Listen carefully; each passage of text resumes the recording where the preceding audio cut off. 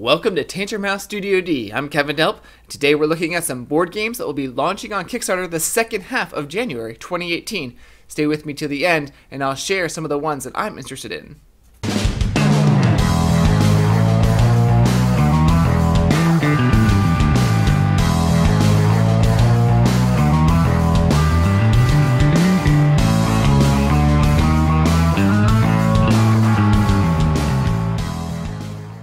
First, I wanted to mention a few games I missed in my last video that will be launching the first half of January. January 9th, we'll see Everdell by Starling Games. Also on January 9th, Record by Yanagawana Games. And on January 12th, Highlander, the board game. B&B Game Studios brings Noises at Night on January 16th. In this 15-minute deduction game, up to 4 detectives will compete to score victory points by placing clues around the house and guessing who the other detectives are. Each player will have a secret identity with their own scoring symbol and a location to score bonus points. Check out our review and playthrough coming soon. Also on January 16th, we'll see Seize the Beam by Quality Beast for 2 to 4 players. In this game, players compete to be the best new cafe in Berlin. Reputation in both Berlin and the game is earned from people, all the diverse customers you'll serve. You'll start only with your family and friends, and you'll have to prioritize your limited actions each turn, attracting customers, upgrading your cafe's decor, expanding your product line, and restocking your resources in order to get the most reputation of all. Home on Lagrange by Grizzly Games is also coming on January 16th. And CMON will be launching Hate on January 16th for 2 to 6 players, based on the graphic novels by the acclaimed Adrian Smith. Hate is a highly kinetic, endlessly brutal campaign of post-apocalyptic survival. Up to 6 players battle through a multi-game chronicle where they use their unique clan to savagely plunder, mutilate, and demoralize their opponents. Death is permanent for clan members. Once they die, they are out of the game. The player who most expertly uses savagery, gained by doing unspeakable violence upon their foes, to upgrade their warriors and resources, gained by plundering the land, to unlock the powerful new abilities from their village, will win the game, but only the player with the most hate will become the tyrant and rule over the rest. Warpgate will launch January 16th. It's for 2 to 4 players. It's a fast-paced game of hand management and area control. As a leader of a unique race of aliens, lead them toward triumph. Move your fleets of starships on a hex-based modular game board, establish colonies and outposts, and engage your enemies in battles for the control of prized commodities. Research new technologies and grow your galactic empire.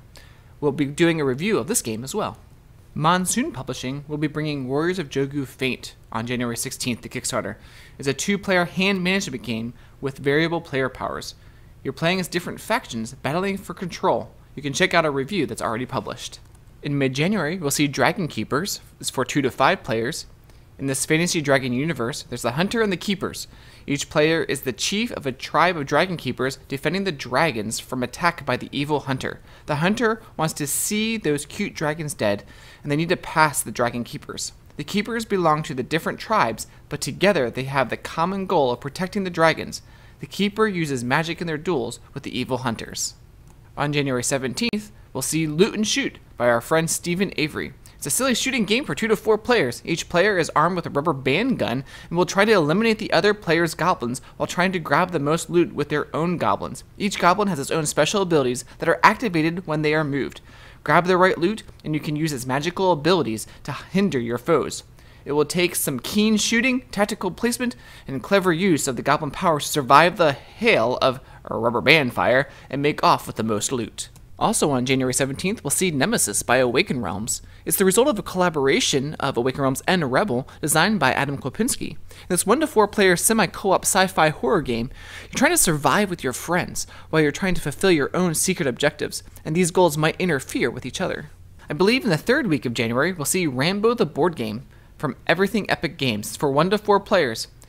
Is a thematic, cooperative, tactical miniatures, scenario-based campaign game that allows these players to experience the events they remember from the film, as well as embark on new, never-before-seen missions. Galen Games will be bringing another game in the Tiny Epic series. Don't know exactly the name of it yet, but it's coming on January 18th. Also on January 18th, we'll see Crab Dash for 3 to 6 players.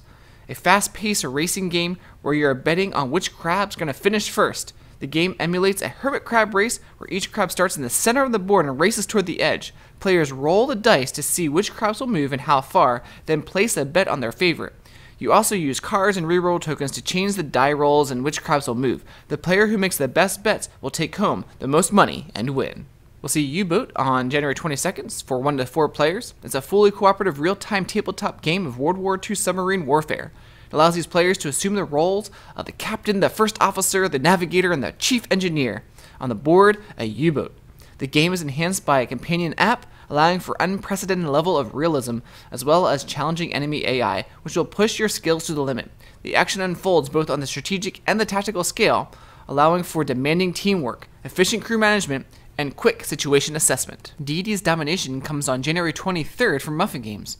Story picks up at the end of a great war, the war to regain the 7 realms from the darkness, including the first of the gods. As the realms recover, the gods that once fought together now vie against each other to claim the empty throne. The gameplay revolves around balancing your actions in the pursuit of your strategy to achieve territory control. You can acquire territory by expanding your tribe rapidly, going to battle, or converting enemy territory. Newspeak will also come on January 23rd from Inside the Box Games. It's for 3 to 8 players. It's a tense game of dystopian subversion in which you take the role of either dissidents or the moderators in a mind-bending battle of wits to determine the reality around you. The second half of January will see O'Cluck. It's a multiplayer card game where players assemble a coop of roosters and challenge other players in light combat, amassing a basket of eggs. The game can support 2 to 6 players. Castle Von Logan will be coming, I believe, at the end of January. It's for 3 to 6 players. It's a semi-co-op group decision-making survival board game that offers a unique narrative and dungeon-crawling gaming experience. The game includes several game modes, such as story campaign and scenarios. You're working together as one group. The players adventure inside the castle, where they will face an array of dangers, but will also find several valuable treasures. Some notable mechanisms are the sharing of health and morale, unique narrative events that require careful listening and decision-making, easy-to-understand card-based tactical combat that comes with a variety of outcomes. On January 30th, we'll see The Reckoners. It's for 1 to 6 players. It's a game based on the young adult fantasy novels by Brandon Sanderson. It allows players to take on the roles of the novel's protagonists and work together to save the world. In the game, players must overcome multiple ruthless and power-hungry epics, this the equivalent of supervillains, that each have unique game-impacting abilities. Players must decide how to resolve these competing priorities together to eliminate epics and ultimately win the game. How, when, and where you act will determine your victory or failure. Melissa was able to play a prototype of this at Gen Con 2017, and we're having Brett Sobel, one of the designers of The Reckoners, on our podcast, the Tantrum House Board Gaming Podcast. Check that out if you haven't already. On January 30th, we'll also see Dice Throne Through the Agents. It's an expansion to the base game. On January 30th, we'll see Endeavor Age of Sail. It's by Burnt Island Games. It's for 2 to 5 players. Players strive to earn glory for their empires. Sailing out from Europe and the Mediterranean, players will establish shipping routes and occupy cities the world over. As they do so, players will leverage their growing industry, culture, finance, and influence, building their engine and extending their reach into far-flung regions of the world. This is like second edition, and players will experience a double-sided board to accommodate different player counts, variable starting setups with new buildings, exploits to enhance the mechanisms and story of the different regions, and updated visuals by their original artist and graphic designer, Josh Cappel. In late January, I believe we'll see Cultistorm by Purple Meeple Games. It's for 2 to 5 players. It's a cooperative, weird fiction cosmic horror tabletop game in the universe of H.P. Lovecraft. I believe sometime in January, we'll see Castles of Calera. Players build their castle using one of the 18 cards per turn to hinder their opponent or build the strongest citadel to ultimately end up with the castle that history remembered. Also, believe we'll see The Essence sometime in January. It's a strategy board game for 2 to 5 players. Each player takes on a role of one of the factions that struggles for dominance in this magic punk world of mysterious powers and powerful technology. And we may see an expansion to Draconis Invasion. It's called Draconis Invasion Wrath. It's for 1 to 6 players still. And it introduces a collection of blind pack mini-expansions for use within the Draconis Invasion board game, with more emphasis on interaction, one-time use cards, card culling, and terror management. On January 30th, we'll see Herbalism. In this game, players take on the role of a group of novice pharmacists hoping to find the cure to the pandemic that is currently plaguing the country. Players must exchange information with one another in order to gain more insight into the ingredients of the cure. However, only one can earn the title of the God Farmer. So, be careful not to share all of your knowledge so easily. So now it's time for me to share a few of the games that I'm interested in, of the ones that I just talked about. One of them is Endeavor, Age of Sail.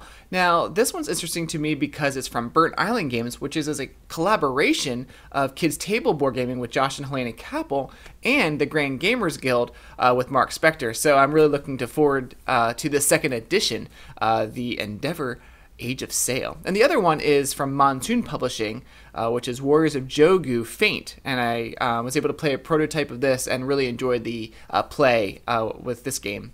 Now, Melissa's not able to make it on this video, but she told me that she's interested in the one that she was able to play at Gen Con, a prototype of The Reckoners, which is based off of that novel from Brandon Sanderson. Well, thanks for joining me on this video, and be sure to subscribe to our YouTube channel.